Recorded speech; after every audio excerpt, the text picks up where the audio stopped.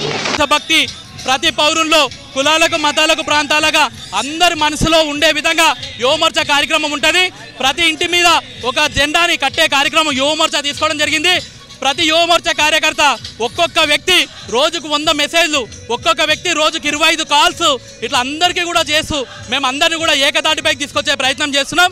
దేశభక్తికి సంబంధించినటువంటి కార్యక్రమం నరేంద్ర మోడీ గారు, అదేవిధంగా కిషన్ రెడ్డి గారు, అదేవిధంగా తేజస్వి సూర్య గారి పిలుపు మేరకు ఈరోజు వేలాది మందిగా వచ్చి మేము ఈ యొక్క కార్యక్రమం చేసినాం. అంతే స్ఫూర్తితో విద్యార్థి నాయకులు అందరూ కూడా వెళ్ళి మన గావులో మన గ్రామాలలో దేశభక్తికి సంబంధించినటువంటి కార్యక్రమం చేయాలి.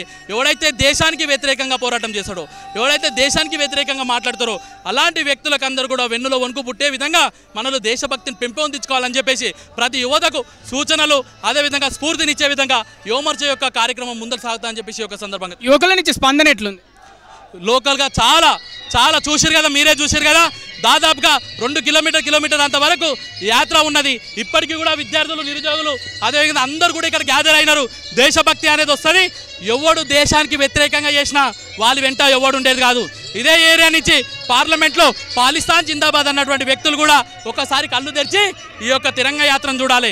దేశభక్తి అందరికి ఉంది, అందరూ ఓపికతో ఉంటారు. కానీ దేశానికి వ్యతిరేకంగా ఎవడన్నా మాట్లాడితే వాళ్ళని మాత్రం తిప్పికొట్టే ప్రయత్నం అందరూ కూడా యువత తీసుకుంటారని చెప్పేసి ఒక సందర్భం. Thank you.